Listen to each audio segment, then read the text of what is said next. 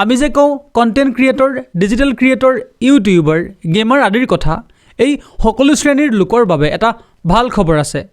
এতিয়া আপুনিও হ'ব পাৰিব একোজন কণ্টেণ্ট ক্ৰিয়েটৰ, অথবা আপোনাৰ সন্তানো হ'ব পাৰিব একোজন কণ্টেণ্ট ক্ৰিয়েটৰ।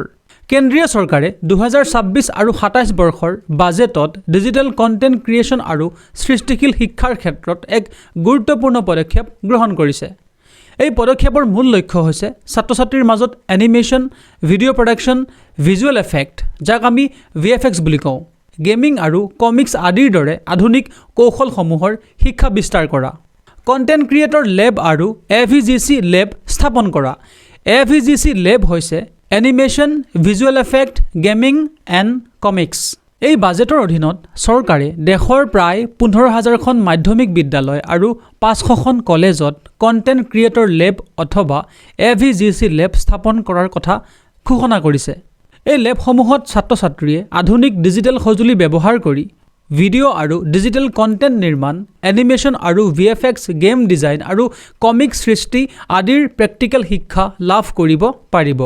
এই পদক্ষেপৰ মূল লক্ষ্যসমূহ কি কি?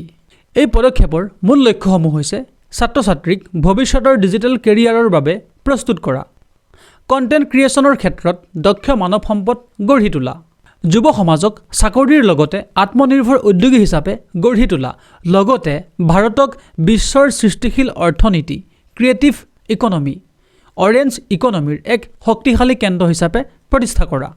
এই আঁচনি সফলৰূপে কাৰ্যকৰী কৰিবলৈ চৰকাৰে প্ৰায় 250 কোটি টকাৰ বাজেট ধাৰ্য কৰিছে। এই কাৰ্যসূচী Indian institute of creative technologies IICT মুম্বাইৰ সহযোগত চলোৱা হ'ব, যিয়ে তথ্য আৰু সম্প্ৰচাৰ মন্ত্ৰালয়ৰ অধীনত কাম কৰে। এই আঁচনিৰ পৰা হ'ব পৰা সম্ভাৱ্য লাভসমূহ এনেধৰণৰ।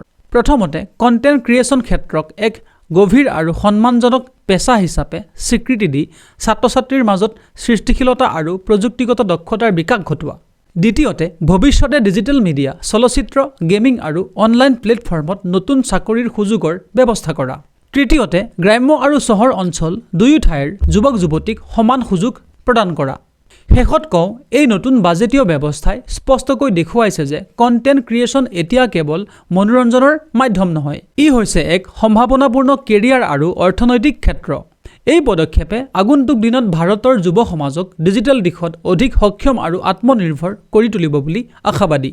এতিয়া বহুতে ভাবে যে কণ্টেণ্ট ক্ৰিয়েট কৰা মানুহবোৰ ফটুৱা। হয়, এচাম মানুহ কিন্তু ফটুৱা, যিয়ে অনবৰতে ঘৰত ভাত খোৱা, চাহ খোৱা এইবোৰ ভিডিঅ' দিয়ে।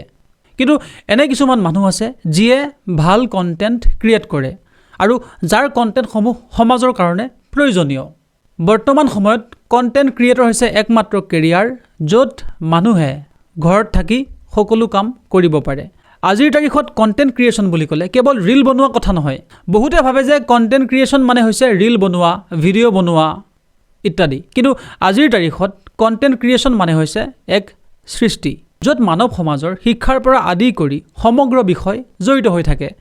সেয়েহে আপুনিও মনোযোগ দিয়ক, ভাল কণ্টেণ্ট বনাওক আৰু কণ্টেণ্ট ক্ৰিয়েশ্যনৰ এই সুযোগ কোনেও নেহেৰুৱাব। এতিয়া বহুতে হয়তো ভাবিব যে এই আঁচনিখন কেৱল স্কুলৰ ল'ৰা ছোৱালীৰ কাৰণে। তেনে নহয়। যদি আপুনিও আগ্ৰহী, আপোনাৰ বয়স যিকোনো হ'ব পাৰে, আপুনিও গৈ শিকিবলৈ পাৰিব। ধন্যবাদ।